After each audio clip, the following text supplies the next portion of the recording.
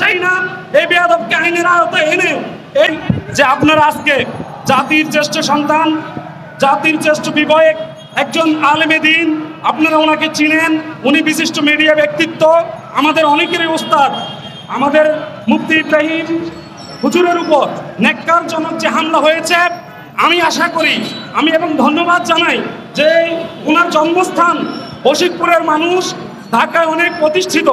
সবাই সবার জায়গা থেকে আজকে এখানে এসে যে বিক্ষোভ সমাবেশ এবং মানববন্ধনের আজকে উপস্থিত হয়েছেন, আপনাদেরকে আবারও সংগ্রামী সালাম শুভেচ্ছা জানিয়ে আমি সাবধান করে বলে দিতে চাই, বিশেষ করে আমাদের জাতির জাগ্রত বিবেক সাংবাদিক ভাইদের মাধ্যমে আপনারা জানেন পতিত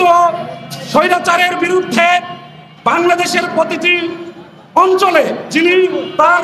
অবস্থান থেকে ভূমিকা রেখেছেন এবং আমাদেরকে জাগ্রত করেছেন, জাতির সেই বিবেক একজন আলেমের উপর, একজন মুফতি ইব্রাহিমের উপর যে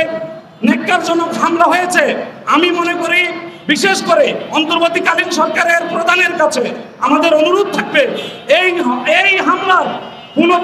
পুরো পুঙ্খানুপুঙ্খ তদন্ত করে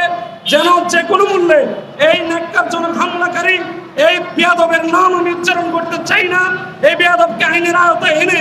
এই বেয়াদবের দাঁত ভাঙা জবাব দিবে প্রশাসনের মাধ্যমে, এই প্রত্যয় ব্যক্ত করে আমি আবারও সাংবাদিক ভাইদেরকে ধন্যবাদ জানাবো। আপনারা আলেম ওলামার এই ন্যাক্কারজনক হামলাকে আপনাদের মিডিয়ার মাধ্যমে জাতির সামনে তুলে ধরে যেন ন্যায় বিচার সুনিশ্চিত হয়, সেই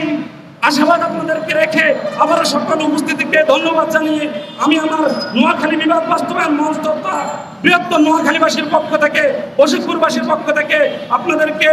আজকের এই উপস্থিতির জন্য ধন্যবাদ জানিয়ে ন্যাক্কারজনক হামলার তীব্র প্রতিবাদ জানিয়ে আমি আমার সংক্ষিপ্ত কথা শেষ করছি। আসসালামু আলাইকুম ওয়া রাহমাতুল্লাহ।